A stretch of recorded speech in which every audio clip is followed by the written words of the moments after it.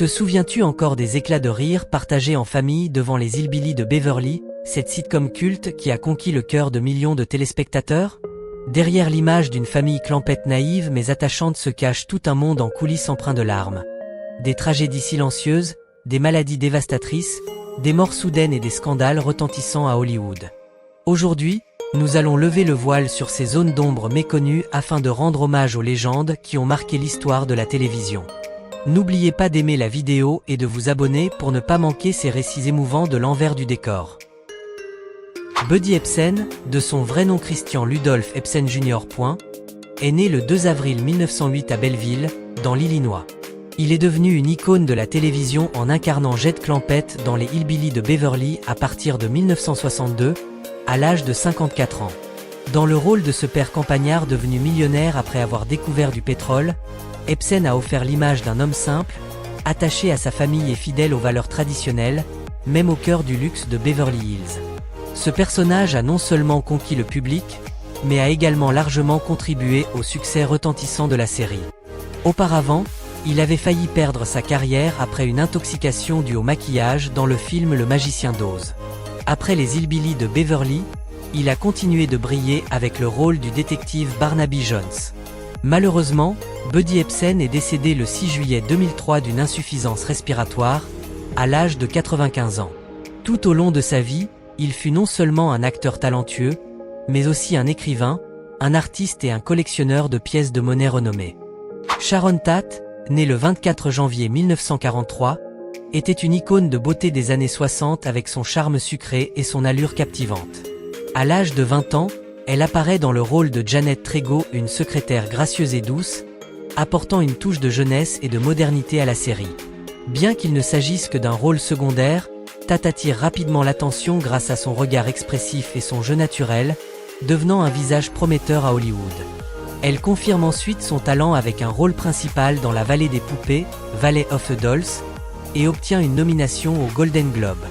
En 1968, Sharon épouse le réalisateur Roman Polanski. Alors qu'elle est enceinte de leur premier enfant, un drame survient. Le 9 août 1969, elle est assassinée sauvagement par la bande de Manson à seulement 26 ans.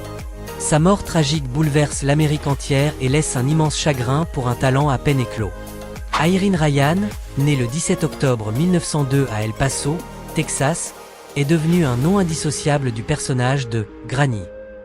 Lorsqu'elle endosse le rôle de Daisy mais Granny, Moses en 1962, elle a déjà 60 ans et conquiert immédiatement le cœur du public grâce à son interprétation d'une grand-mère colérique, vive d'esprit mais profondément aimante. Ce rôle emblématique ne se contente pas de faire rire. Il incarne l'âme de la série et joue un rôle clé dans son immense succès au cours de ses 9 saisons. Ryan a été nommée aux Emmy Awards et est restée une figure familière à Las Vegas. Elle n'a jamais eu d'enfant, consacrant sa vie personnelle à sa carrière. En 1973, alors qu'elle se produisait dans la comédie musicale Pipin sur les planches de Broadway, elle s'est évanouie et a été diagnostiquée avec un cancer du cerveau en phase terminale. Irene Ryan est décédée le 26 avril 1973 en Californie, à l'âge de 70 ans, laissant derrière elle un héritage artistique gravé dans la mémoire d'enfance de millions de personnes. Donna Douglas, de son vrai nom Doris Young Smith, est née le 26 septembre 1932 à Pride, en Louisiane. Elle est devenue célèbre dans toute l'Amérique en incarnant Ellie Mae Clampett à l'âge de 30 ans. Avec ses cheveux blonds, son sourire candide et son amour inconditionnel pour les animaux, Ellie Mae est rapidement devenue un symbole de pureté, de douceur et de la beauté du sud des États-Unis. Son rôle a non seulement contribué à façonner l'humour léger de la série Les Ploucs de Beverly Hills, mais a aussi conquis le cœur de millions de téléspectateurs. Après la fin de la série, Donna a eu du mal à se détacher de l'image d'Ellie Mae et sa carrière d'actrice a progressivement décliné. Cependant, elle a su se réinventer avec succès en devenant chanteuse de gospel, prédicatrice et auteure de livres pour enfants. Tragiquement, Donna Douglas est décédée d'un cancer du pancréas le 1er janvier 2015, à l'âge de 82 ans, laissant l'image inoubliable d'une jeune fille du Sud adorable gravée dans le cœur de ses admirateurs. Raymond Bellet, né le 6 mai 1904 à San Francisco, en Californie, est devenu une figure familière du petit écran en incarnant Milburn Drysdale, un banquier avide, matérialiste mais plein d'humour. Il a commencé à interpréter ce rôle en 1962, à l'âge de 58 ans.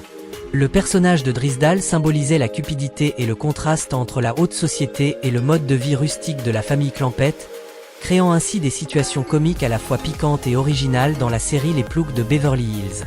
Avant d'accéder à la célébrité, Bailey avait exercé de nombreux métiers pour survivre, allant de marin à ouvrier dans une plantation d'ananas, avant d'entrer à Hollywood.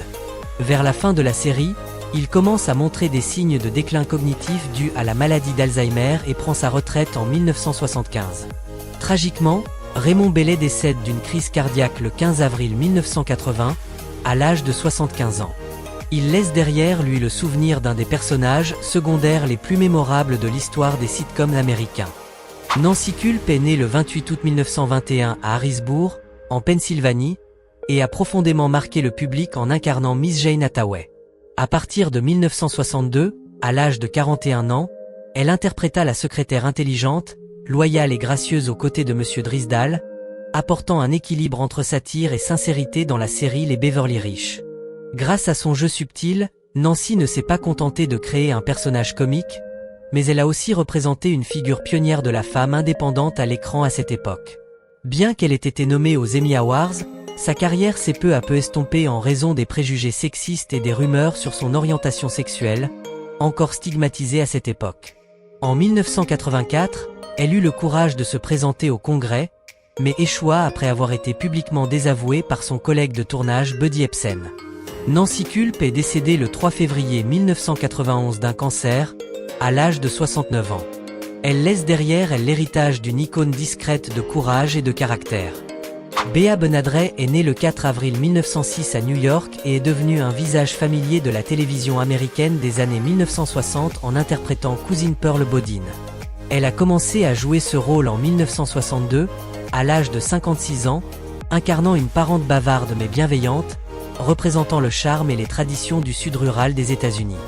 Bien que son personnage n'apparaisse pas régulièrement, il a contribué de manière essentielle à créer une atmosphère familiale authentique et pleine d'humour dans la série Les Beverly Riches. En dehors de Les Beverly Riches, Bea est également célèbre pour son rôle de Kate Bradley dans La Vallée de la Joie et fut l'une des premières femmes artistes à prêter sa voix à des dessins animés classiques comme Looney Tunes et Les Pierres à Feu. Artiste aux multiples talents, elle a travaillé sans relâche, même en luttant contre un cancer du poumon.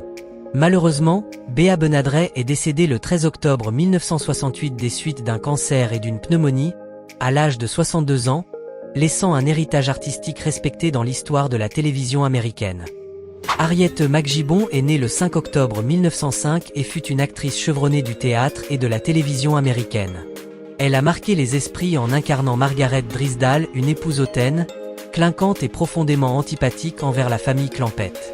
Rejoignant la série à l'âge de 57 ans, Harriet a brillamment donné vie à l'archétype de la « grande dame de la haute société », avec une forte dimension satirique, contribuant à souligner le contraste entre l'élite urbaine et la simplicité rurale dans les Beverly Riches. Auparavant, elle avait connu une brillante carrière sur les planches de Broadway et joué dans de nombreuses séries télévisées célèbres. Cependant, sa vie personnelle fut marquée par la tristesse. 2 mariages, la perte de son fils unique, et une fin de vie empreinte de solitude. Harriet McGibbon est décédée le 8 février 1987 de cause naturelle, à l'âge de 81 ans. Elle reste dans les mémoires comme une artiste talentueuse, raffinée et d'une grande profondeur dans chacun de ses rôles. Charles Lann est né le 26 janvier 1905 à San Francisco et fut l'un des visages secondaires les plus familiers de Hollywood pendant près d'un siècle. Il a rejoint la série en 1963, à l'âge de 58 ans, dans le rôle de Foster Finney ainsi que d'autres personnages, toujours des hommes grincheux, bureaucratiques et rigides. Avec son style sec caractéristique et son expression sévère, Lann apportait des touches de satire discrète, mettant en valeur la naïveté comique de la famille Clampett. Au cours de sa carrière, il a joué dans plus de 250 films et des centaines d'émissions de télévision, dont des classiques comme La vie est belle et Monsieur Smith au Sénat. Bien qu'il ait rarement tenu les rôles principaux, il était respecté pour son professionnalisme et sa persévérance. Charles Lann est décédé le 9 juillet 2007, à l'âge vénérable de 102 ans, laissant derrière lui un héritage monumental en tant que « géant silencieux » du cinéma américain. Phil Silver est né le 11 mai 1911 à Brooklyn, New York. C'était un comédien né et une légende de la télévision américaine.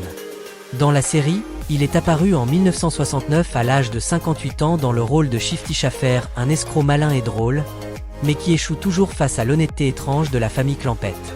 Ce rôle bref mais marquant mettait en valeur le charme naturel et le talent remarquable de Silver pour les échanges comiques, contribuant à la diversité et à l'effet de surprise du récit.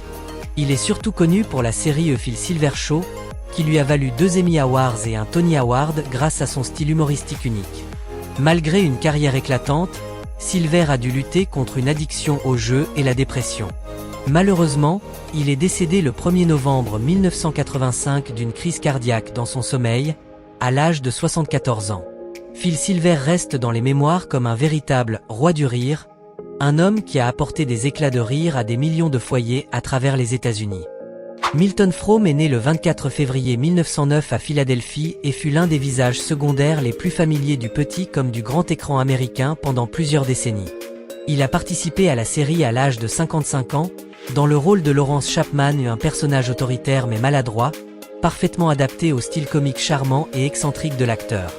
Bien que ses apparitions aient été limitées, Frome parvenait toujours à se faire remarquer grâce à son jeu corporel expressif et son visage riche en expressions comiques, rendant les situations de la série plus amusantes et nuancées. Auparavant, il était apparu dans de nombreuses émissions à succès telles que I Love Lucy, The Twilight Zone et dans plusieurs comédies avec Jerry Lewis. Après de nombreuses années consacrées à l'art dramatique, il s'est retiré de la scène en raison de problèmes de santé. Milton Frome est décédé le 21 mars 1989 d'une insuffisance cardiaque congestive, à l'âge de 80 ans, laissant derrière lui une carrière impressionnante avec plus de 175 rôles, et une empreinte durable en tant que « maître des seconds rôles », plein de charme. Kathleen Freeman est née le 17 février 1923 à Chicago. Elle fut une actrice secondaire chevronnée avec plus de 100 rôles au cinéma et à la télévision. Elle est apparue en 1963, à l'âge de 40 ans, incarnant 2 rôles secondaires, Flo Schaffer et Agnès, des personnages modestes mais auxquels Freeman a insufflé une vie propre grâce à son humour caractéristique, son regard perçant et ses expressions pleines de charme. Elle a apporté au film une vitalité unique et une touche d'originalité, même dans les scènes les plus ordinaires. Ayant commencé à jouer à l'âge de 2 ans dans les spectacles de vaudeville de ses parents, Freeman a partagé l'écran avec Jerry Lewis dans plusieurs comédies classiques, et s'est particulièrement illustrée dans le rôle de la religieuse redoutable dans Les Frères Blues. En dehors du cinéma, elle a été nommée aux Tony Awards pour un rôle sur scène à Broadway en 2000. Malheureusement, Kathleen Freeman est décédée le 23 août 2001 à New York d'un cancer du poumon, à l'âge de 78 ans. Elle reste dans les mémoires comme une « reine des seconds rôles », capable de faire rire le public avec une seule réplique. Roy Roberts est né le 19 mars 1906 à Tampa, en Floride, et fut un visage familier du public télévisé américain grâce à sa voix grave et chaleureuse ainsi qu'à son allure imposante. Il est apparu dans la série à l'âge de 57 ans, dans le rôle de John Cussing et d'autres juges, des personnages représentant les élites, souvent plongés dans des situations à la fois absurdes et cocasses avec la famille Clampett. Grâce à son jeu d'acteur affûté, Roy Roberts offrait un contraste satirique entre les classes aisées et la candeur sincère du monde rural. Au cours d'une carrière de plus de 40 ans, il a participé à plus de 900 films et émissions de télévision, parmi lesquels Bonanza et Chinatown. Sans jamais être une star de premier plan, il a toujours été reconnu pour sa constance et son professionnalisme. Roy Roberts est décédé le 28 mai 1975 d'une crise cardiaque, à l'âge de 69 ans, laissant derrière lui un héritage précieux dans le cœur des amateurs de séries classiques. Max Baer Jr. Né le 4 décembre 1937 à Oakland, en Californie, est le fils du champion du monde de boxe Max Baer. Il est devenu célèbre à l'échelle nationale en incarnant Jethro Bodine à seulement 25 ans. Dans le rôle du neveu naïf mais ambitieux de Jed Clampett, Max a créé un personnage comique unique avec des expressions innocentes, faisant rire des millions de téléspectateurs pendant les 9 saisons de la série. Jethro était un élément incontournable contribuant à l'attrait et au succès durable de la série. Après la fin de la série, sa carrière d'acteur a rencontré des difficultés en raison de son image associée à Jethro, mais Max a courageusement changé de direction pour se lancer dans la production cinématographique et l'investissement immobilier. Il a connu un énorme succès avec le film Maconkuntilin, 1974, qui est devenu l'un des films indépendants les plus rentables de l'époque. À ce jour, Max Baer Jr. reste le dernier acteur principal encore en vie, une véritable icône vivante de la télévision classique américaine. Elvia Allman, née le 19 septembre 1904 à Enochville, en Caroline du Nord, fut l'une des actrices comiques vétéranes d'Hollywood, célèbre pour sa voix aiguë et son jeu d'actrice à la fois charmant et incisif.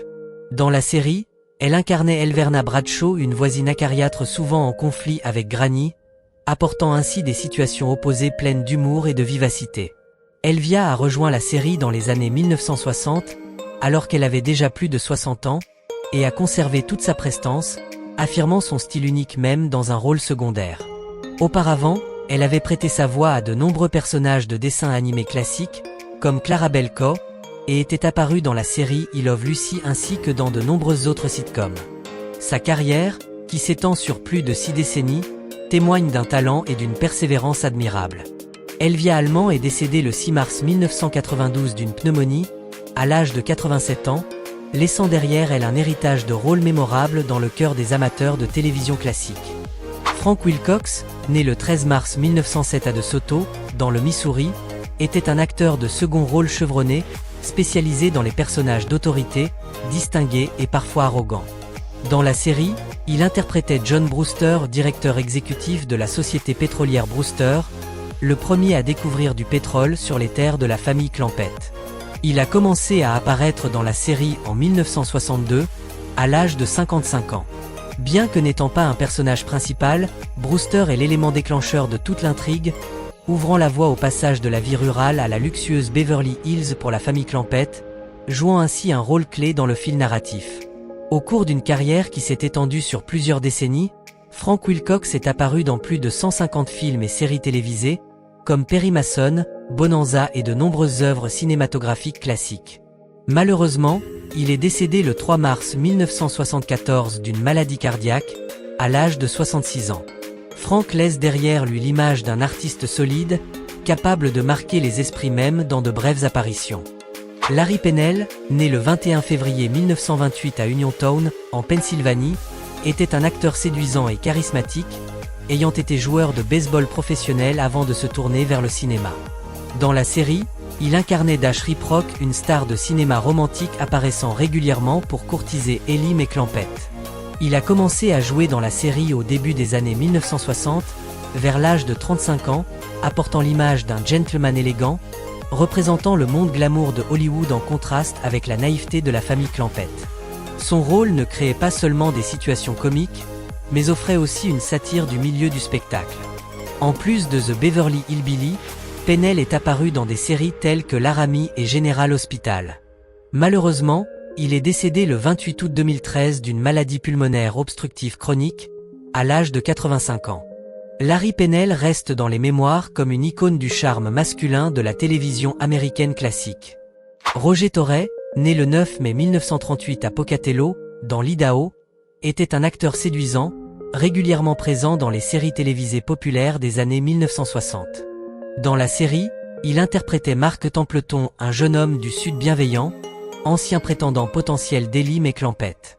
Torrey a rejoint la série à la fin des années 1960, alors qu'il avait environ 30 ans.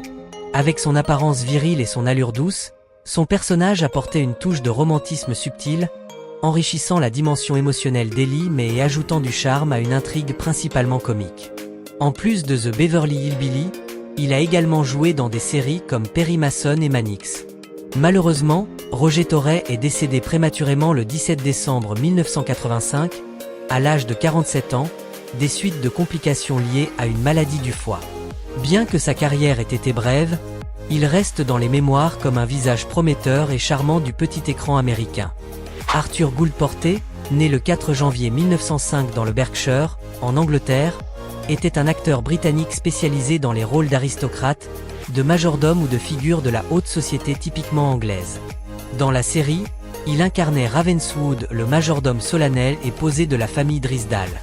Lorsqu'il a rejoint la série au début des années 1960, il avait déjà plus de 55 ans et incarnait avec brio le raffinement et la rigueur, apportant une touche de satire subtile au contraste entre l'élite prétentieuse et la simplicité rustique des Clampett. Bien que son rôle fût bref, il faisait toujours rire les spectateurs par le décalage comique entre son flegme britannique et les situations burlesques. En plus de The Beverly Hillbillies, il est apparu dans des classiques tels que My Fair Lady et Mary Poppins. Malheureusement, Arthur Gould Porter est décédé le 30 janvier 1987 à Los Angeles, à l'âge de 82 ans. Il reste dans les mémoires comme un véritable gentleman anglais du grand écran hollywoodien. Lester Flatt est né le 19 juin 1914 dans le comté d'Overton, au Tennessee, et il compte parmi les artistes de bluegrass les plus légendaires des États-Unis. Avec son partenaire musical Earl Scruggs, il forma le célèbre duo Flatt & Scruggs, qui apparut dans les Beverly Hillbillies sous leur véritable nom à partir de 1963, alors que Lester avait environ 49 ans. Dans la série, Lester n'était pas seulement un invité musical, mais aussi un pont entre la culture folklorique du Sud et le monde moderne de Beverly Hills, contribuant à apporter une touche musicale originale et chaleureuse à l'émission. La chanson d'ouverture The Ballad of Jed Clampett, interprétée par lui et Scruggs, est devenue un thème emblématique indissociable de la série. En dehors de la télévision, Lester Flatt a mené une carrière musicale impressionnante et a été intronisé au temple de la renommée du bluegrass. Il est décédé le 11 mai 1979 d'une insuffisance cardiaque, à l'âge de 64 ans, laissant un héritage musical irremplaçable dans la culture américaine.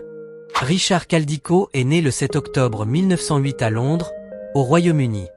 C'était un acteur chevronné de théâtre et de télévision, particulièrement réputé pour ses rôles empreints de l'élégance aristocratique britannique. Dans la série Les Beverly Hillbillies, il incarne John Faversham, le majordome du château des Clampett, dans les épisodes où la famille Clampett rend visite à l'Angleterre. Il rejoint la série vers 1967, alors qu'il a près de 59 ans, apportant une touche de tradition anglaise très marquée, qui accentue de façon comique le contraste entre le style de vie aristocratique et les manières simples et rustiques de la famille Clampett. Il est également largement connu pour sa participation à la célèbre série comique britannique The Neville Ark ainsi que pour de nombreux rôles emblématiques sur les scènes du West End. Richard Caldicot est décédé le 16 octobre 1995 de cause naturelle, à l'âge de 87 ans. Il reste dans les mémoires comme un gentleman de l'art, incarnant avec brio l'esprit britannique dans chacun de ses rôles.